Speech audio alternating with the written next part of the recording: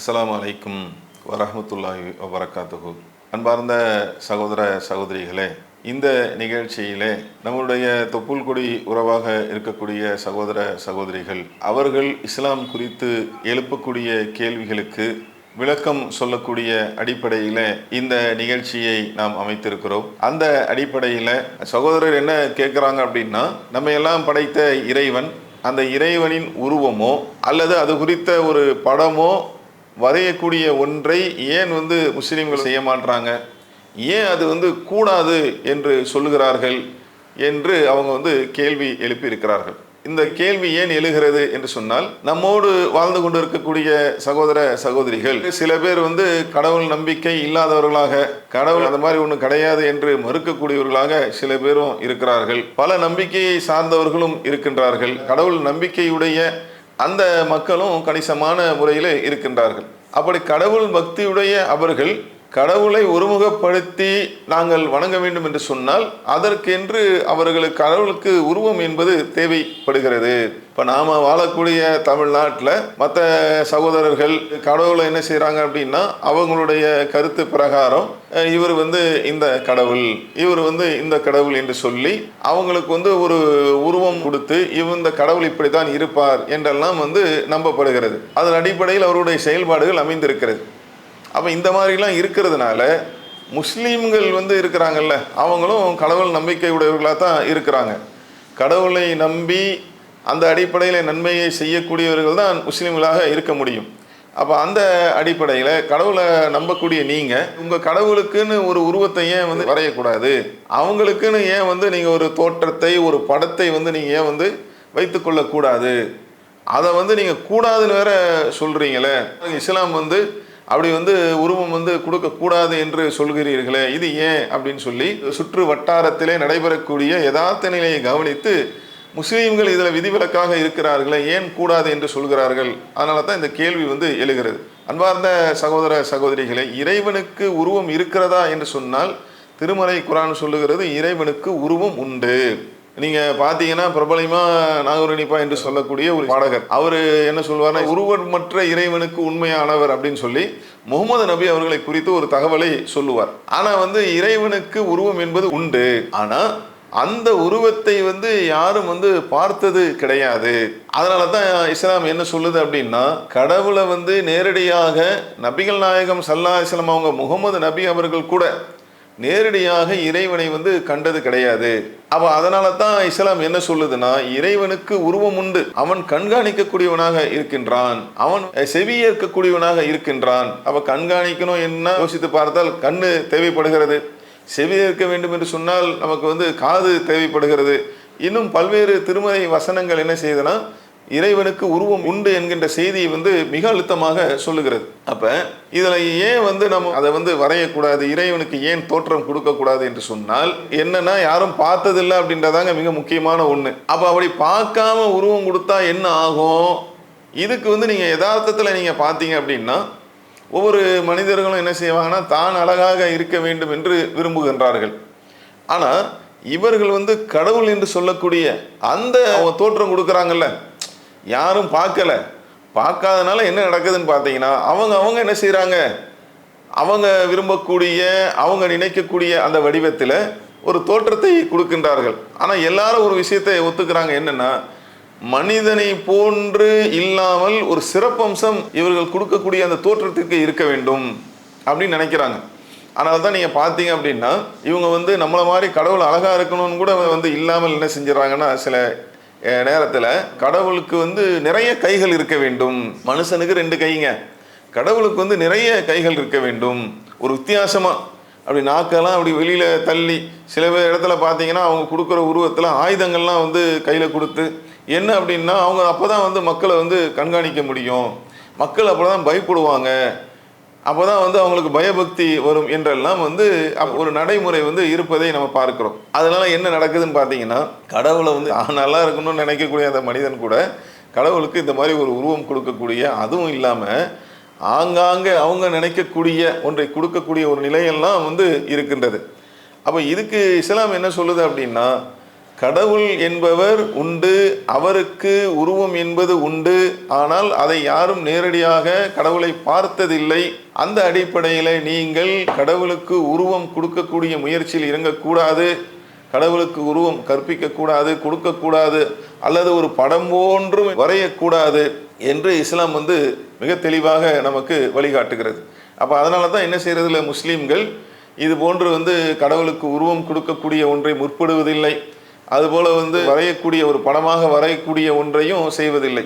இதனால் என்ன நடக்குதுன்னு பார்த்தீங்கன்னாங்க, ஒரு படமாக ஆகிறதுனால, ஒரு உருவம் கொடுக்கறதுனால என்ன நடக்குதுன்னு பார்த்தீங்கன்னா, மனிதர்களாக வாழ்பவர்கள் கூட அவங்க வாழ்ந்திருக்கும் போது நல்லவராக வாழ்ந்திருப்பார், மக்களால் மதிக்கத்தக்க ஒரு பெரியவராக வாழ்ந்திருப்பார்.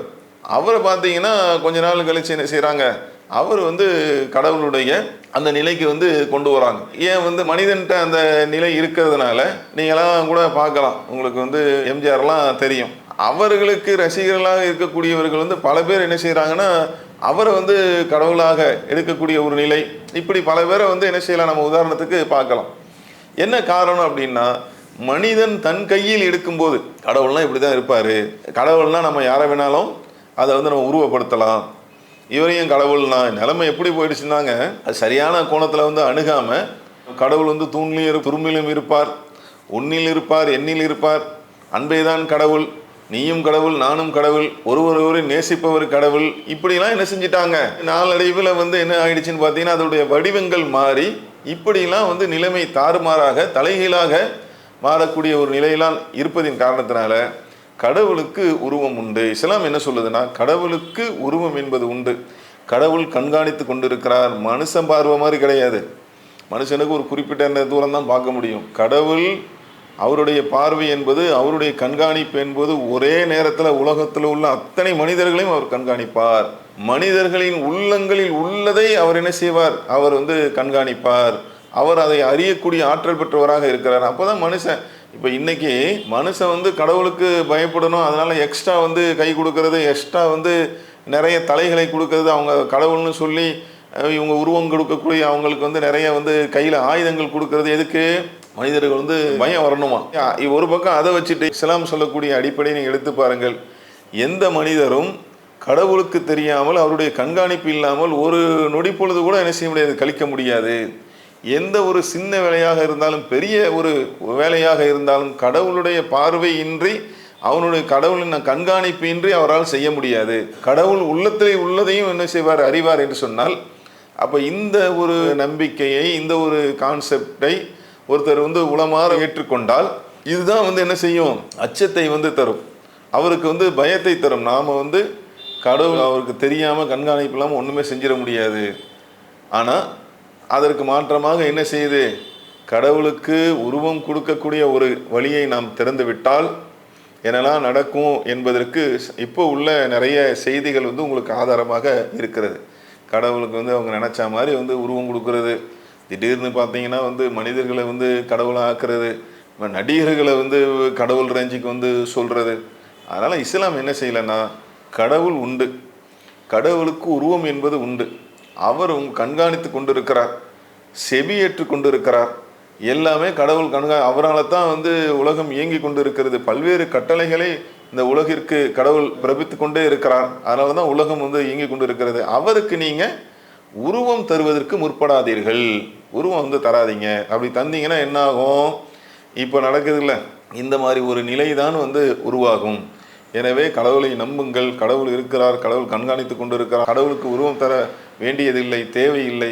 அதே மாதிரி அவரை டிசைனாக படம் வரைகிறது இருக்குல்ல, அந்த மாதிரியும் நீங்கள் முஸ்லீம்கள், இஸ்லாமியர்கள் செய்ய வேண்டாம்.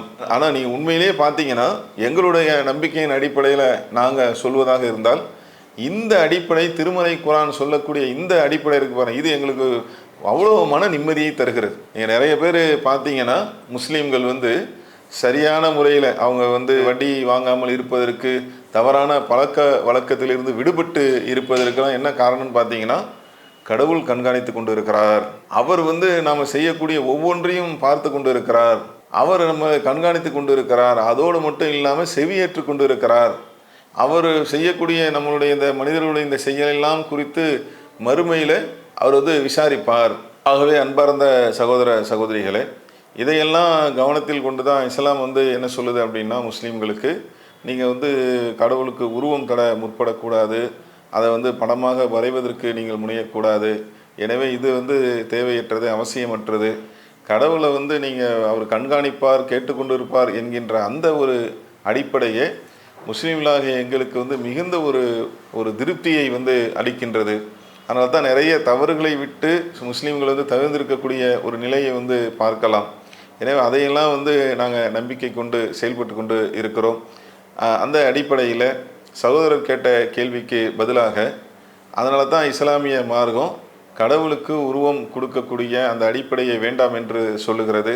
அதே போல் ஒரு படமாக அமைத்து அதை வந்து பார்க்க வேண்டிய அந்த தேவையும் இல்லை என்பதையும் சொல்லித் தருகிறது. ஏன்னா கடவுள் என்பவர் நாம் எங்கிருந்தாலும் அவர் நம்மை கண்காணித்து கொண்டிருக்கிறார். அவரை ஒரு உருவப்படுத்தி ஒரு படமாக வரைஞ்சா தான் அவர் கண்காணிக்கிறார் என்பது இல்லை. அவர் வந்து நம்ம எல்லா மனிதர்களையும் கண்காணித்து கொண்டிருக்கிறார். உள்ளத்தில் உள்ளதையும் அறியக்கூடியவராக இருக்கின்றார். மனிதர்களுடைய அனைத்து செயல்பாடுகளையும் செவியேற்கக்கூடியவராக கடவுள் இருக்கின்றார். எனவே தான் இஸ்லாமிய மார்க்கம் கடவுளை உருவப்படுத்தாதீங்க, நீங்கள் வந்து படமுறைய தேவையில்லை என்பதை சொல்லியிருக்கிறது. எனவே சகோதரருடைய அந்த கேள்விக்கு இதை பதிலாக கூறிக்கொள்கிறோம். அஸ்ஸலாமு அலைக்கும் வரஹ்மத்துல்லாஹி வபரகாத்துஹு. அல்லாஹு அக்பர், அல்லாஹு அக்பர்.